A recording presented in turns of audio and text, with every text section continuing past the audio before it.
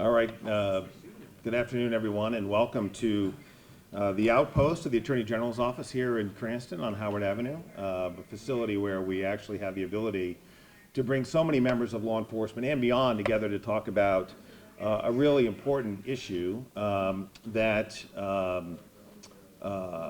a major step forward for all Rhode Islanders with this body cam program that we are about to roll out to officers all across the state.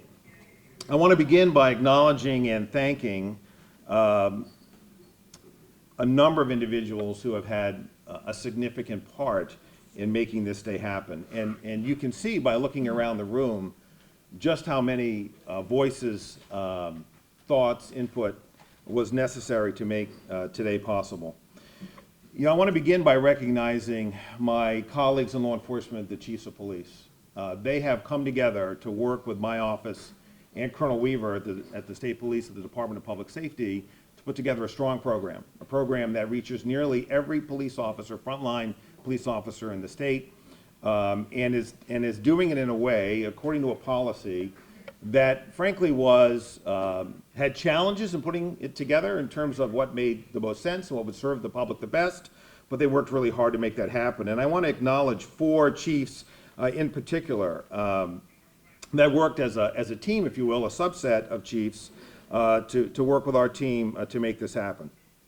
That would be Mike Winquist from Cranston, Brad Connor from Warwick, Sean Corrigan from Narragansett, who's also the president of the Police Chiefs Association, Scott Rains from Little Compton, and of course the executive director of the Police Chiefs Association, Sid Wardell, who has just done such great work in pulling us all together and making this happen. Again, I want to acknowledge Colonel Weaver and Major Ludovici for her work on this important topic. And so that is a part of what brings us here today. This is a really important day for Rhode Island, and frankly, a really good one. You know, as Attorney General, I've said before, typically when I'm standing in front of a podium, I don't get a chance to smile very often because the news that I'm delivering is oftentimes bad news. But this is a really good day for Rhode Islanders. We are making enormous advances technologically in this country, and as law enforcement, we need to do the same. You know, things aren't the way they were when I became an assistant attorney general back in 1996. You know, back then, for example, DNA was rarely used. I think my colleague Steve Dambrook used DNA for the first time on a homicide case out of Little Compton. Today we're using DNA all the time, as Commissioner Parry knows and Chief Clements knows, in Providence as we pursue gun violence. You know, technology is advancing, and law enforcement, as I said, needs to advance with it. And body cameras are an important piece of that. You know, the reality is that the public, whether it be a judge or a jury or the public generally, expects to see what happened out on the streets. And body cameras are obviously a means of making that happen. You know, it reminds me of my days when I was United States Attorney when, you know, there was this notion in federal law enforcement that we never had to record a defendant's statement or we never had to record a witness statement. And those federal agencies had to be, frankly, encouraged and ultimately pulled into a place about a decade ago where they too needed to record statements. And so technology advances, the expectations of all of us in law enforcement rise, and body cameras are a significant way of meeting that renewed expectation. You know, I think there's a lot of credit to go around today. You know, I particularly want to thank those law enforcement agencies that were headed down this road or had headed down this road long before we were thinking of a statewide initiative. Providence Police, you know, again, Chief Clements, thanks for being here, has had body cameras on for quite a long time and used them to good effect for investigative purposes, to understand what happened in an interaction between a police officer and a member of the public. It's all about finding truth, and through truth we find justice. Newport Police has also had a program for some time, and they've been really helpful, those 2 departments. Again, Commissioner Parry, the chief in Newport, have been really helpful to us in guiding our efforts to come up with a policy that really makes sense for all of us. And so today we are here to announce the rolling out of the money to put cameras on everyone, as well as the completion of our policy that will be in effect within a matter of a couple of weeks. We're going through the Secretary of State process to roll that out formally, but that policy is now complete. based on best practices and input that we've gotten from a lot of quarters. I want to recognize others who you'll be hearing from today. Of course, Colonel Weaver, who will give us the details as to where the money will go and how much money is going where. Again, I want to recognize and thank Chief Sean Corrigan from Narragansett, who's done such great work on this project. Senator Jack Reid and all the delegations, Senator Whitehouse, Representative Congressman Cicilline, who's here, Jim Langevin, Congressman Langevin, for bringing additional money to the table. Members of the General Assembly, Representative Batista, Senator Jonathan Acosta were really spearheading this program at the General Assembly. But we all know that things at the General Assembly oftentimes don't get over the finish line without the help and assistance of leadership. And so I want to thank Speaker Sakarchi and the Senate President as well, Dominic Ruggiero, for his leadership, their leadership in making today happen. We're also going to hear from Jim Vincent. And Jim has been a strong voice for the community, helping us understand why body cameras matter to the community as they do to all of us and law enforcement as well. And finally, I just want to acknowledge Mayor Grebian, who has joined us. I may be missing some other elected leaders here, but I want to acknowledge you, Mayor, for your support of this program. The reality is that as a result of today's announcement, we are going to be putting body cameras on frontline officers in 42 law enforcement agencies across the state. That is a lot of law enforcement officers, which will now have the tools to bring us into the century in which we are operating. And so I'm grateful for all of that work. All right, and so with that, I'm going to turn matters over to Colonel Weaver and ask him to share with you the mechanics of where we go from here. Colonel, thank you.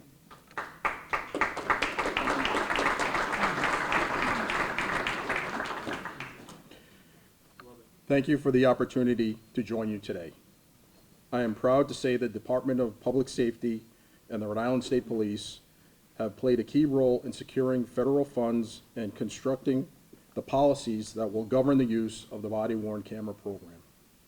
We are excited that 42 departments will participate in the program and that it will include 1,773 cameras. We are fortunate to have professionalism and collaboration in state and municipal agencies that allow us to work together to deliver effective and cost-efficient programs for the people we serve. Today's announcement is the culmination of months of this productive teamwork, and I am thankful to our state and municipal partners for their efforts.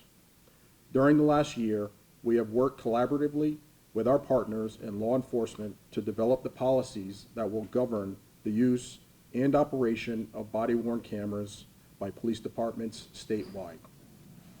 All municipal and state police departments receiving grant funds through the statewide body-worn camera program must adopt this policy that protects constitutional rights, documents critical interactions between police and members of the public, promotes transparency, and reflects the thoughtful input of citizens and advocacy groups throughout the public comment process. Outfitting our troopers and members of law enforcement with body-worn cameras is a key milestone as we work to address the issues that are challenges in policing today. Cameras will add transparency, provide accountability, and give a point of view of perspective to every police contact. I expect that cameras will foster greater trust between citizens and their police departments, helping to lower complaints and improve relationships. These cameras will substantially improve the quality of evidence we collect and conduct investigations more efficiently.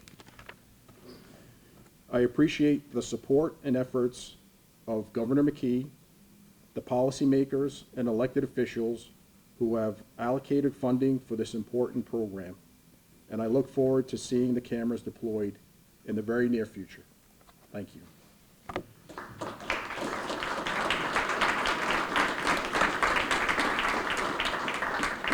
I would now like to Narragansett Police Department and President of the Rhode Island Police Chiefs Association.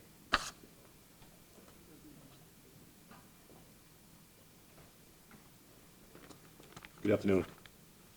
I'd like to thank everybody for being here today.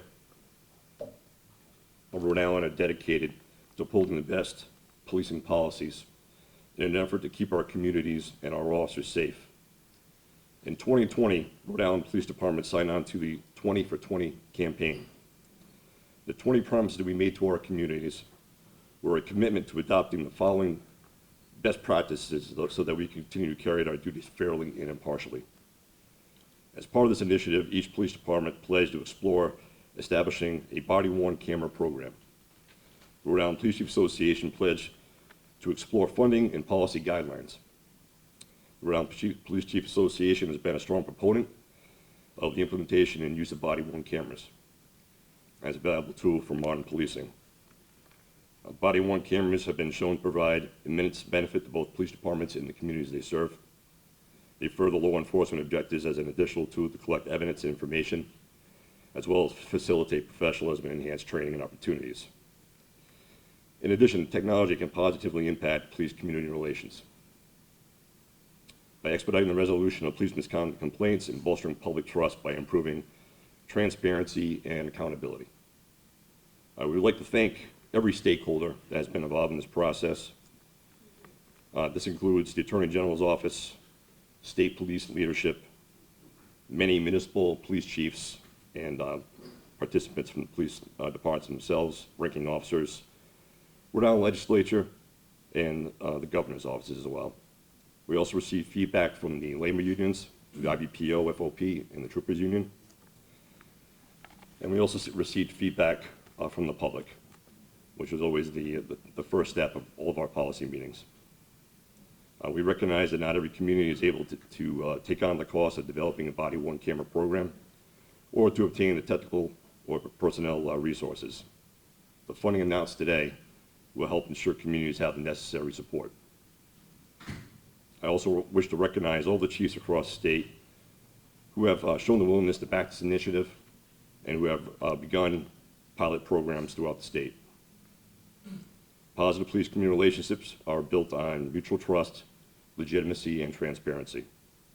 Body-worn cameras are an asset that can help strengthen the foundation of these relationships and, in turn, the safety of our communities. The Rhode Island Police Chiefs Association is pleased to see this important initiative move forward, and we will continue to support the state's police departments as their individual programs progress. Thank you. At this time, I'd like to introduce Senator Reid.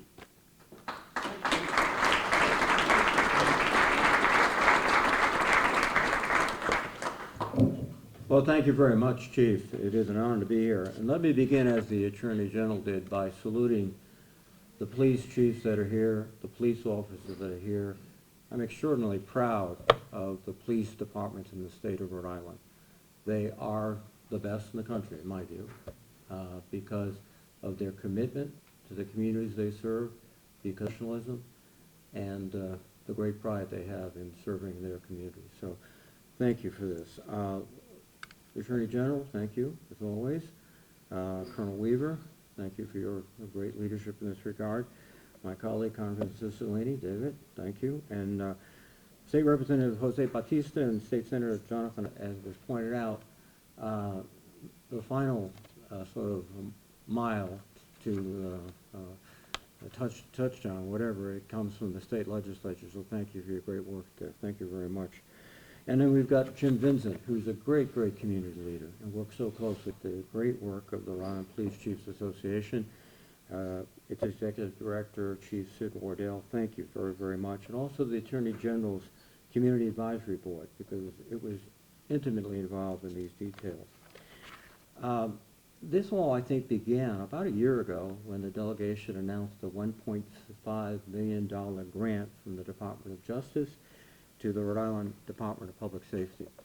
So I'm just delighted today that through careful and thorough work, they're able to distribute these funds in terms of about 1,773, as Colonel Weaver's devices, and also more than 42, or at least 42 law enforcement agencies will participate.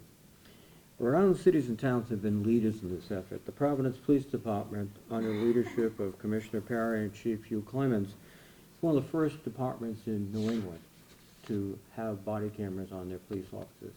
So Rhode Island, once again, led the way.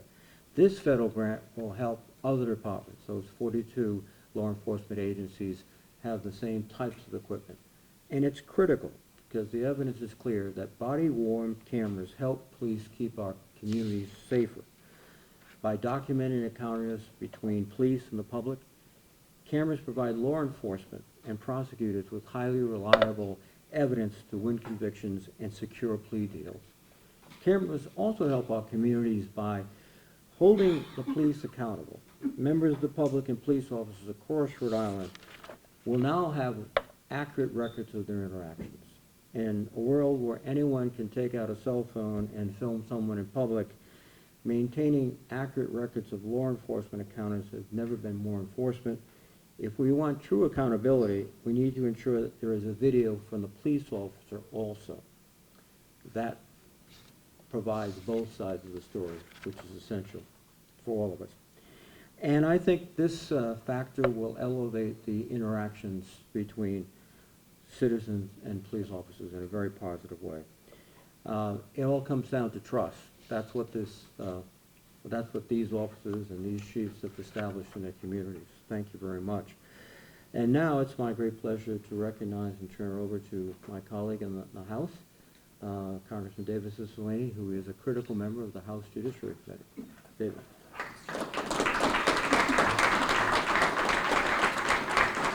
Good afternoon. I am delighted to be here. I want to thank the Attorney General for inviting me to participate in this really exciting announcement. Of course, it's always great to be with our senior senator, Senator Reid, and I know we all speak on behalf of both Senator Whitehouse and Congressman Langevin. I also want to recognize State Senator Jonathan Acosta, who he, along with Representative Jose Bautista, I know led the fight in the General Assembly, and I want to congratulate them and thank them. Of course, Chief Corrigan and Colonel Weaver, Chief Clemens, the other chiefs that are here, and of course Jim Vincent, who plays such an important role to be sure that the community's voice is heard throughout this process. I want to say congratulations to all the state and local agencies who are receiving funding today through the new statewide body-worn camera program. A wise police chief once told me that the single most powerful weapon we have to fight crime is not a firearm, is not some military-style equipment, but it's the trust and confidence of the community. And I think the last few years have shown us how vital it is to foster good relationships between our communities and local police departments, and to equip law enforcement with the tools that they need to function efficiently and safely, while also protecting our communities and maintaining transparency and accountability. And body cameras can be a tool to help accomplish this goal and provide for better evidence collection and really building trust between the police and the community. Unfortunately, though, even though they may want to, many law enforcement agencies across the country and even here in Rhode Island couldn't afford to provide body cameras to their officers. And in fact, a November 2018 study by the Bureau of Justice Statistics found that agencies not using body-worn cameras stated that cost was the primary barrier. And so Rhode Island has taken this really innovative approach, unanimously passing state legislation last year to tackle this hurdle by establishing a statewide body-worn camera program, building on the extraordinary work of the Attorney General's office that has been really focused on researching best practices and engaging with body camera vendors and with the Police Chiefs Association. This program will help, as has been mentioned, 42 local and state public safety agencies purchase 1,773 cameras and also cover the cost of related hardware, software, storage, and administration. Thank you, Congressman, and thank you to everybody who's here. I won't be redundant in naming everybody again. But it would probably come as no surprise to those of you gathered here and those of you who may be watching at home that we all approach this from very different perspectives, from very different angles. And personally, I'm very grateful that despite coming from different places, from different experiences, from even on the side of the badge, from policing very different communities, that we were able to sit down and have difficult conversations about what this policy would, could, and should look like. I am particularly grateful to the two local law enforcement agencies in the district that I represent. So Colonel Robeson, Chief Robeson, excuse me, Chief Gonsalves, Captain Driscoll in Pawtucket, Sergeant Matuk in Central Falls, who were willing to have very candid conversations and who were willing to work together and aggregate up to the state level as we find ourselves here today to make this announcement. So A little over a year ago, we took one step.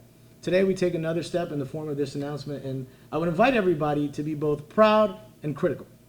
I think we should be proud to have a statewide policy. We are one of the first states to do this. We are one of the first states to collaborate with almost every single law enforcement agency in the state, with the Attorney General's office, with the General Assembly, to sit down and say, hey, here's what you can expect from a body-worn camera policy in our state. It doesn't matter where you are, and it doesn't matter which agency it is. The expectations are the same. And that's helpful for everybody. That's helpful for your lay citizen who's interacting with law enforcement. It's helpful for law enforcement who's being trained centrally and who might move from department to department or community to community. I invite us to be critical in at least two ways. The first is in interrogating those agencies or that agency who maybe decided not to participate in the program and have candid conversations about why. And the second is in recognizing what I'm very grateful for the Attorney General's office in recognizing, that this policy is imperfect. It was made by people, and all policies made by people, and particularly in a domain like law enforcement that is constantly evolving and the demands are changing, needs to be revisited. And so over the course of the next year, I invite law enforcement, members of the public, lawmakers, members of the Attorney General's office to keep an eye on this. What's working? What's not working? How can we make it better so that we can continue to try to perfect something that is imperfect? And so I want to thank everybody again, and it's my great pleasure and honor to introduce my colleague and friend in the House, Rep. Jose Bautista.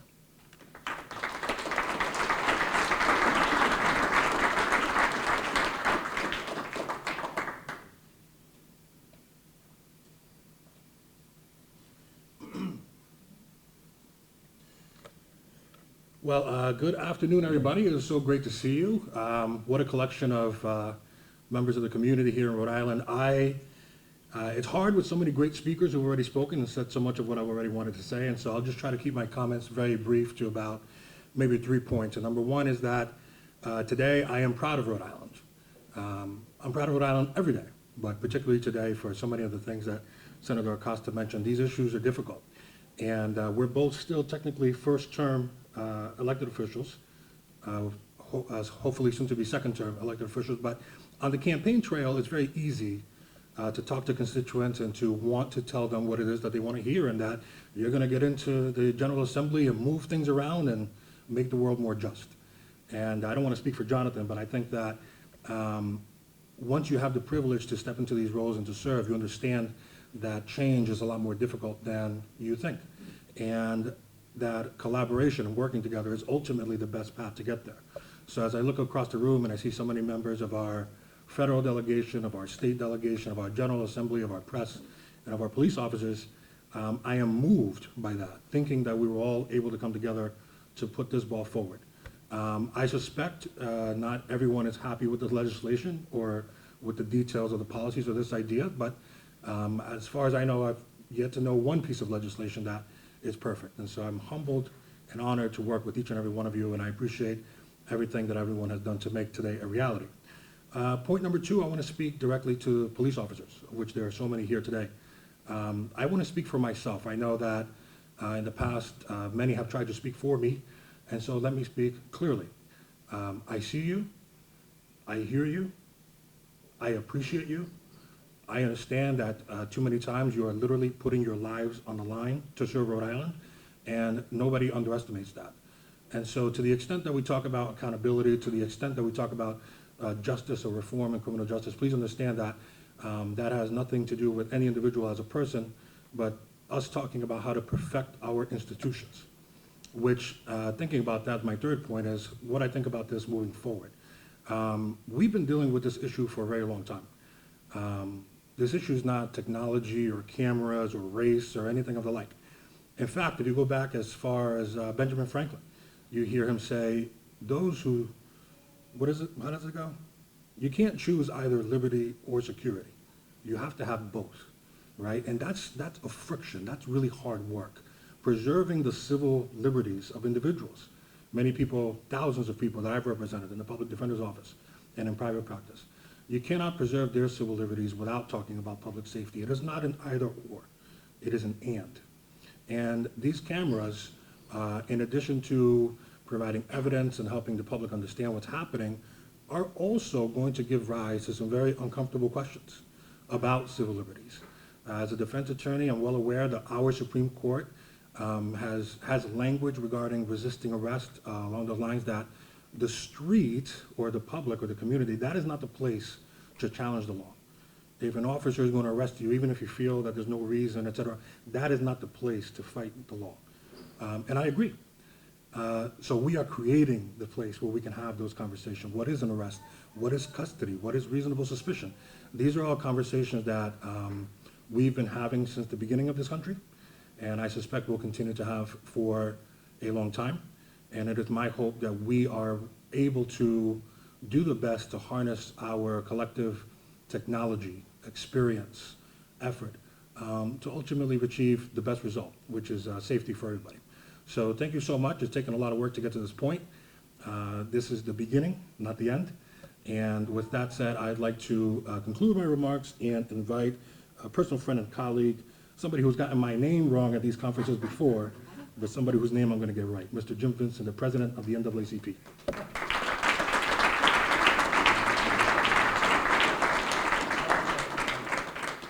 Wow. Well, thanks everybody for being here. This is truly a great day in Rhode Island. And I'm the last speaker, so. Anyway, in June 2021, I participated in the announcement of the statewide body-worn camera program, and I am pleased to see how far the initiative has come, going from a well-thought-out policy concept to a program with guidelines and the purchasing of cameras. Police body-worn cameras are tools that we have seen become a best practice throughout the country. And Rhode Island law enforcement agencies now have the opportunity to implement them in a significant way. Not only was this a worthwhile idea, but it was a worthwhile investment. And we can thank leaders at the state and federal level for making it happen. Thank you. The entities that are involved in making this happen did so because they listened to a variety of constituencies and community members and realized that body-worn cameras can benefit everyone. Everyone. This tool can dramatically improve fact-finding in law enforcement, investigations and use of force reviews, and ultimately help build that trust between police agencies and the communities they serve, which is what we want. These are tools that we have come to expect from our police departments. We've seen their use quell unwarranted criticisms, and we've seen them bring troubling conduct to light. Either way, they help promote accountability and transparency to police work. Used right, they can be a force for good and a vehicle towards greater professionalism and better training. I applaud the legislative efforts, especially of Representative Bautista and Senator Acosta and others who made this funding a reality. Our federal delegation for always supporting our communities with federal resources. The Office of the Attorney General for their work on the rules surrounding these cameras. And finally, the Rhode Island State Police in managing the grant program. And most importantly, our police chiefs and rank and file members of law enforcement for their steadfast commitment and support of this program and their service to the people of this state. I thank you.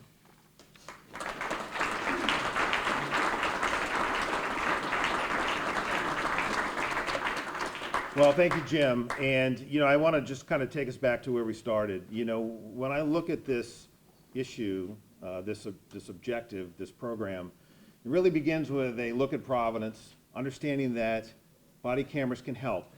And there are a lot of perspectives about body cameras, but they can help finding truth and justice and accountability for everyone. Then the question is, how do we pay for it? That was one of the biggest challenges. How do we pay for this program? How do we get body cameras on 1,773 individuals? That took the leadership of the General Assembly and the federal delegation to help us close that gap. Now, the third component was, how do we take these cameras? It's hard enough to get the money. That was hard. Getting a policy that balanced all of the competing interests. When I say competing interests, what do I mean by that? When is body camera footage turned over to the public? When must a police officer turn it off? When can they turn it on? When must they turn it off? When can they turn it off? How do we protect privacy interests of individuals? How do we make sure that cameras aren't turned on to record peaceful protests for reasons other than law enforcement reason. How do we put all of that into one place and make it credible and reasonable and advance our goals? And we hope that we have reached the first step in that today with the input of everybody in this room and beyond. It is a living document, as several speakers have said. It is a document that will need revision and frankly, some more steps towards hopefully perfection. But we have started today, and I believe this is a strong step forward. So with that, we'll conclude our press conference. If there are a few questions, we'll take a few. Otherwise, thank you everybody for coming.